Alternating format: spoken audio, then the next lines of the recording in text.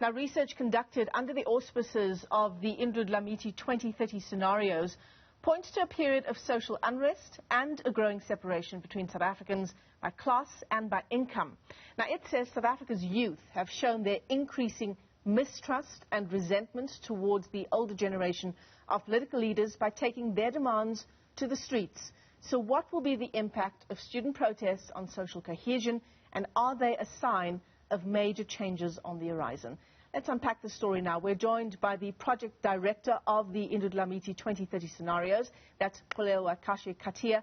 Xolelwa, good morning once again. Thank you very much for coming on to the AM report. We've spoken about these scenarios some weeks ago, and I remember at the time you clarified that, this is not predicting the future. These are scenarios based on a certain set of circumstances unfolding in the country. I mean, having said that, you were pretty accurate at predicting what's unfolding at Wits now. Good morning, and good morning to your listeners, and thank you for having me. And yes, you're quite correct, even though we always insist on the fact that we are not predicting. I mean, scenarios are in no way a way to predict the future, but what we do is that we combine research and insights that are based on intuition, really, from people from diverse backgrounds and also representing different sectors. And yes, youth activism did come out strongly. And if you recall, when we started our research, it was around 2017. And that was like on the back of the fees must fall, roads must fall. And those continued as, sporadic ruptures.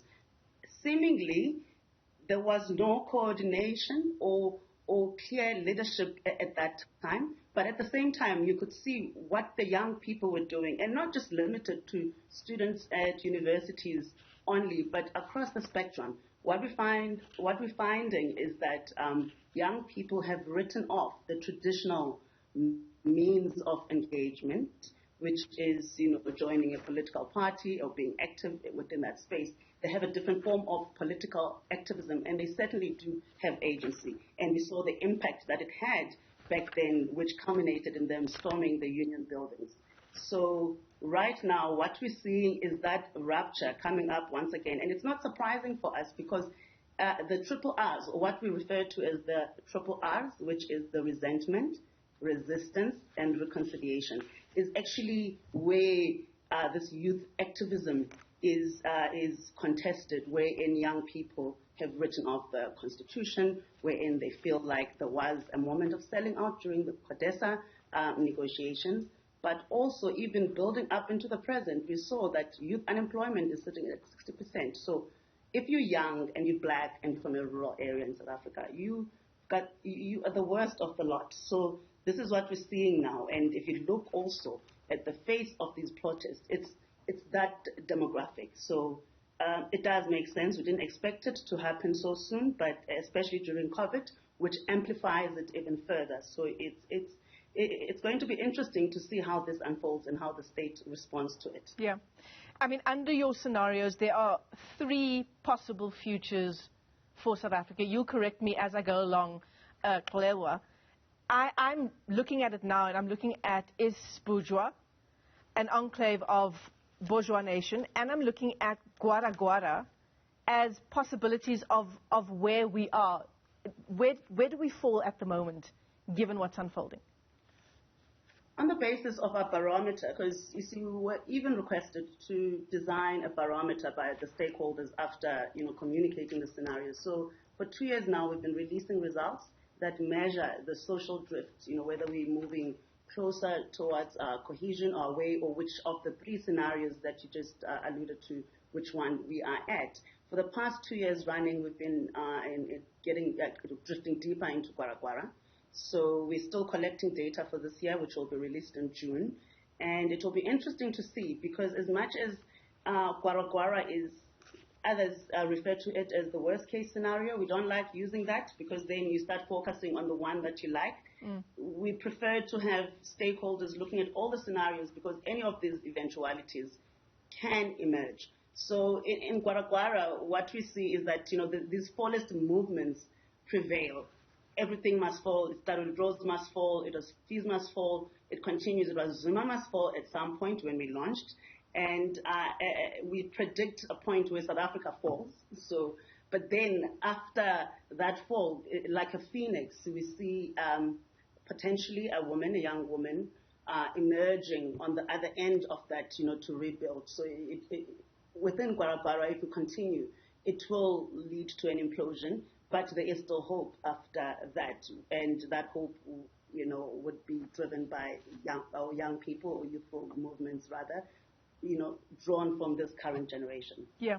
I mean, Nile Walk is where we want to be, but I want us to get to that in just a moment and talk more about, whenever we see these big moments in our country's history unfolding live right before our eyes on social media and on television screens that are projecting images like the death of Mthokozisi Ntumba live to us and to the world.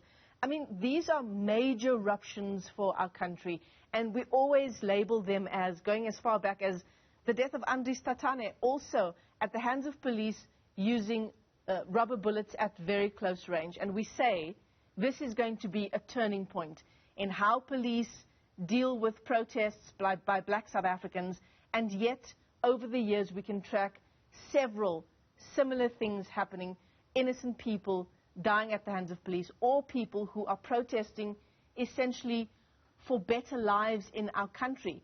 What happens if, we don't see the kinds of turning points that we are looking for? What happens to those ruptures in our society?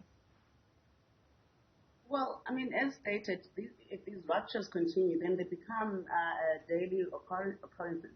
And at some point in the Gwara nation, we describe it as a low-scale war.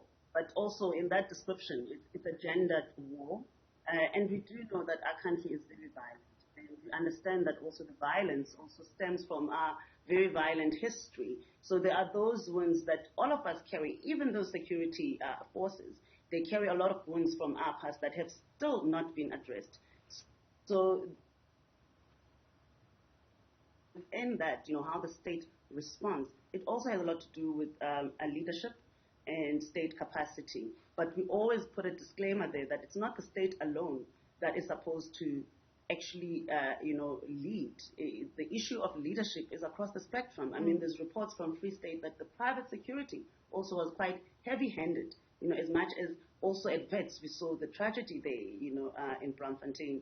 And, I mean, there was Marikana before that, and we thought that would be a turning point. Andries Tatane, as you correctly state, but this issue of capacity of the states and the security cluster is part of that state mechanism, and this is something that needs to be addressed. But most importantly, it's also a societal issue wherein even our protest is violent, how we respond to protest is violent, our crime is very violent, and how we engage with each other. And COVID has even amplified that, wherein we are even violent to each other in our own homes because everyone has retreated back into their households, and there's just violence across the spectrum. So I would not like to isolate this type of violence and label it as something, because we tend to do that when we've got these holy cows that we cannot deal with. We tend to label them and give them a particular name: service delivery, protest, or xenophobic attacks, and so on. But I think the elephant in the room is the fact that we are an extremely violent country. And you're absolutely right. It's not like we can break it down to one challenge facing our country, is it? Because at the beginning of our interview, we're talking about the levels of youth unemployment now beyond 60% in our country, the most unequal society in the world. All of these various factors, living through the midst of a pandemic, our very recent apartheid past. So as Indlulamithi 2030 scenarios, if you look to 2030, and we know that's not a very long way off, where will we be then? What do your scenarios say about if we're going to continue on this trajectory with no real change across the spectrum? What does 2030 mean for us? I do have faith in South Africans. And, I mean, if you look back to the 1994 moment, I mean, everyone thought that the country was at tipping points then, we had the Codesa moment, and of course there were those who stormed that meeting, some walked away. And I think at that point in time, there was this kind of feeling that, the country would implode, but then a miracle, was realized. So there are those who believe that that miracle is still possible, but it would take all of us, coming together, to commit to a particular vision, to correct or re-engineer or focus on a particular non-negotiable. But that has to be a collective effort. It cannot be led by the elite, certainly not the political elite. It cannot be led by business alone. It cannot be led by civil society, especially because civil society is so eroded.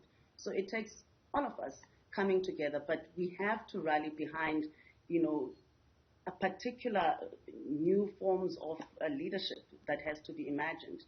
And I don't know what that would take, or if this generation would be able to realize that. But I think it will all start with an honest dialogue about these issues. Yeah. Because even now, when we talk about violence, it's difficult to actually pinpoint, what causes it or the roots of that, because it's merely a symptom of where we come from.